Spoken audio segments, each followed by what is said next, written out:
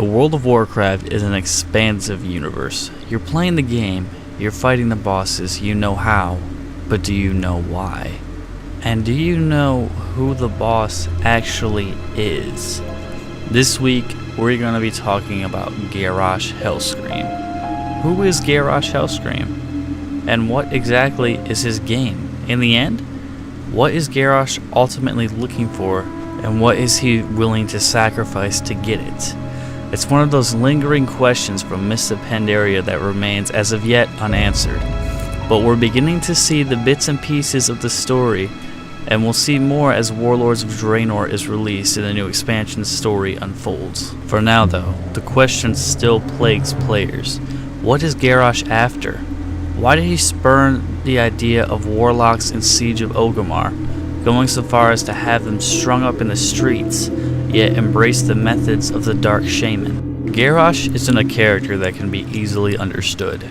His motives and his morals seem to be all over the place, switching from merciful to merciless in an instant, and yet he's not the only piece of this puzzle. In Warlords of Draenor, Gul'dan is already showing his face as a pretty prominent figure. Obviously, Garrosh Hellscream knew of the Legion's evil when he traveled to this alternate Draenor. He knew his father's downfall. So why is Gul'dan still alive? Why wouldn't Hellscream, upon traveling to this alternate Draenor so similar to his own, flat out murder Gul'dan on sight and be done with it? Now, what we know of Garrosh Hellscream, above all else, he loves power. Where did that love come from, exactly? Likely it was spawned by spending the majority of his formative years under the impression that his father was a horrible person, and his bloodline was one that was destined for evil. Left with a dark cloud hanging over his head, Garrosh did little more than sulk, depressed and hopeless, in Garradar, until we showed up. And once Thrall revealed the truth to Garrosh about what a great orc Grom Hellscream truly was, Garrosh shot into overdrive trying to prove that he was the same, if not better. You see, with every challenge Garrosh poses to Thrall, with every order he barks, sure, Garrosh is concerned with the welfare of the Horde, but I'm beginning to think it's not really the welfare of the Horde that Garrosh has in his heart. It's what the appearance of caring holds for him. He saves the Horde from what ails them. He instantly has all the respect and accolades he never thought he would receive in his lifetime, and he honors his bloodline and his father's memory all in one fell swoop. In short, it's power right at his fingertips. The interesting thing about Garrosh Hellscream is that his version of power is one of dominance, never submission. Certainly, the warlocks of the Horde were powerful, but they were also subservient to the Burning Legion. The Burning Legion gave the old Horde power, but they enslaved the Orcish race in the process. Shaman, like Thrall, were never as powerful as the Dark Shaman in Garrosh's eyes, because Thrall and the Shaman of the Earthen Ring asked the elements for help, but the Dark Shaman commanded the elements, ordered them to do what they were told, and bent them into shape. And then we have Gul'dan, the orc who would be the leader of the Horde, if anyone would bother following him. Gul'dan, much like Garrosh, craved power, but where Garrosh and Gul'dan differ is how that power is obtained.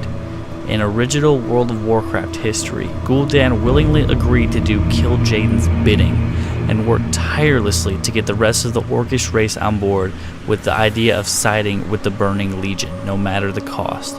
He didn't care that he was about to enslave his people to the might of the Legion, because in the end, he was getting what he wanted: power.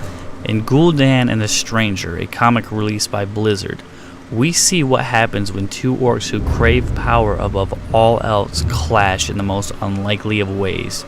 Garrosh Hellscream has made his way to Gul'dan to seek the warlock for himself and assess what his intentions really are in regards to the Horde and the Burning Legion.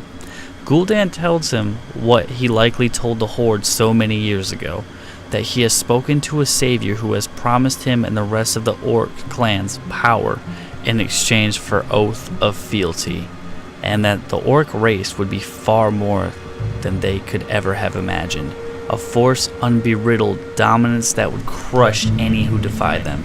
Except this time around, Gul'dan is speaking to an orc who has seen all this before, and perhaps Garrosh knows he's not on his Draenor. Perhaps he knows that this is not just a different time, but a different world. But what he also knows is the future, exactly what will happen if Gul'dan's plans succeed, and he doesn't intend to let that pass. Now, why would Garrosh Hellscream turn down a chance at power? And why would he let Gul'dan live? Because Gul'dan is, in fact, powerful. In the comic, he's already turning green. He already embraced what the Legion had to offer. Obviously, in Warlords, the Shadow Consul exists in one form or another, and they too hold the same power that Gul'dan gladly embraced. And Garrosh let him live, because, much like the heart of Yashir, they were a tool to be used. In this excerpt from Beyond the Dark Portal, we understand the legacy of Garrosh Hellscream. "What has happened?" Garrosh demanded, lurching to step beside Gaia. "Why are you here? Is this the Horde?" A strange look came over the youth's face. "Is it my father?" A horrible, wet groan rose from his throat, drowning out his words, and then Garrosh fell to his knees, gasping as blood spilled from his mouth, pouring down his chin and chest and soaking into the grass below. "I warned you not to exert yourself," Gaia snapped, steadying him with his hand on his shoulder.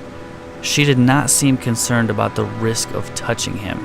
"The pox is still upon you, and you are nowhere well enough to leave your hut yet." Then she glared at Karagath, a nasty smile on her face. "Do you want him to join you for battle? Are these the warriors you'd hoped to find?" Karagath had recoiled when Garrosh started spitting up blood, and he continued to back away now. "No, they are no warriors." Disgust and despair added venom to his words. "They are not even orcs anymore. They are useless."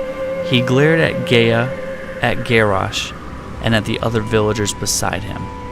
"You are pathetic weaklings," he snarled, raising his voice as best he could. "Do the Horde a favor and die here.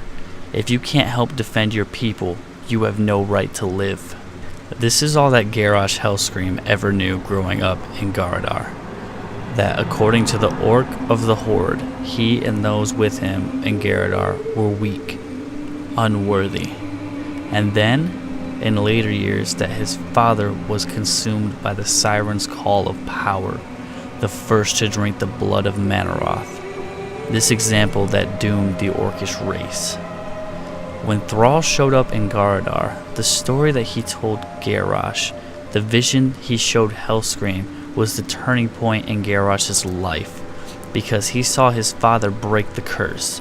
He saw what his father had to do to bring honor to his bloodline and to his people. And maybe it wasn't the death of Manaroth that affected him so deeply, so much, as it was that Grom Hellscream in his final moments stood strong against the one creature that dare cross him, and put an end to it, losing his life in the process. Garrosh Hellscream, warrior, war chief, was not just after power. He was out to do his father one better, by showing the world that no one, not Legion, not Elements, not Shah, not even the Old God would gain the upper hand on Hellscream again. Power would never corrupt a Hellscream. It would instead be defeated and used like an enemy. The name Hellscream would mean many things, but never be associated with being enslaved or beholden to anyone or anything ever again. With every move Garrosh Hellscream has made, he has never once allowed power to take him. Why was he so upset with Cromgar and Stone Talon Peak? Maybe part of it was the fact Cromgar willingly killed a boatload of innocent druids. But the majority of it was likely because in that moment, actually pretty much throughout the entirety of Stone Talon, Cromgar let the power go to his head. He let the rank he held and the power he had in that rank rule his actions. He didn't follow the orders he was given to secure the land for its resources. Instead, he wrecked the land he was meant to secure and killed both innocents and allies in the process. This is where Garrosh Hellscream draws the line. Yes, you can have power. You can dominate. You can crush your enemies beneath your feet. But you never, ever let that power control you. To Garrosh, warlocks were remnants of the old horde. The horde that willingly bent for the burning legion in exchange for power. They let the power control them. The dark shaman, on the other hand, controlled their power and made it do their bidding. In Gul'dan and the Stranger, Garrosh Hellscream is trying to assess whether the Gul'dan of this universe rules over the power he holds, or will be ruled by it instead. And when the latter is confirmed, Garrosh makes his moves to guarantee that Gul'dan will no longer be free to use the power he sacrificed his free will to obtain. It's an interesting dynamic. It's also interesting to see where Garrosh Hellscream ends up in Warlords. He is not at the helm of the Iron Horde, but at the helm of the War Song, taking his father's place as a leader. Where is Garrosh Hellscream?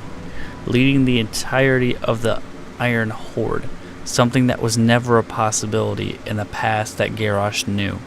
The question remains then, what is Garrosh Hellscream after? Obviously he's not the driving force behind those that invade Azeroth, and that leaves us with one logical answer, one that may or may not be correct. This is Garrosh's chance to change his father's fate, and the fate of the name Hellscream. Is the Iron Horde being set upon Azeroth as Hellscream's revenge? Perhaps. But more importantly, it's a chance for Garrosh's father to have the one thing he never had. Notoriety. Not for his failures, but for his resounding success. Unfortunately, that success comes at the expense of Azeroth's demise, and we're not about to let either Hellscream have it.